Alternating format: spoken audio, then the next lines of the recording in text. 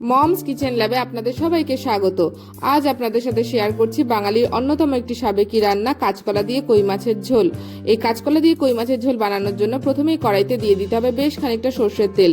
তেল গরম হলে ওতে কাঁচকলা দিয়ে দিতে হবে। তবে কাঁচকলা আগে থেকেই কেটে বেশ খানিকক্ষণ হলুদ জলে ভিজিয়ে রাখা ছিল। এবার খুব ভালোভাবে ভেজে নিতে হবে। এরপর তেল ছেঁকে একটা প্লেটে তুলে রাখতে হবে। এরপর কড়াইতে আবার 2 চামচ সর্ষের তেল দিয়ে তাতে শুকনো লঙ্কা, তেজপাতা আর গোটা জিরে ফোড়ন দিয়ে দিতে হবে। 30 সেকেন্ড মতন ভেজে ওতে হিং ফোড়ন দিয়ে দিতে হবে। আবারও 10-15 সেকেন্ড নাড়াচাড়া করে পেঁয়াজ কুচি দিয়ে দিতে হবে। পেঁয়াজের রং বাদামি হওয়া অবধি ভেজে যেতে হবে। এরপর এতে সামান্য লবণ দিয়ে একটু নাড়াচাড়া করে তাতে 2 চামচ আদা বাটা দিয়ে দিতে হবে। তারপর মিনিট 2 আবারও কষিয়ে নিতে হবে।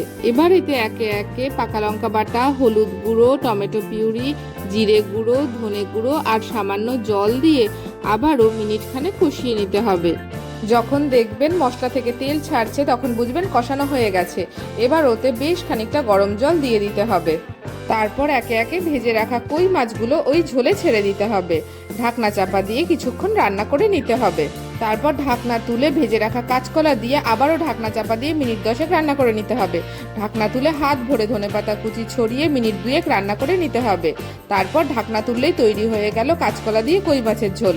এবার একটা সার্ভিং প্লেটে নামিয়ে গরম গরম ভাতের সাথে পরিবেশন করুন। আজকের মতন টাটা, দেখা হচ্ছে নতুন কোনো রেসিপির সাথে।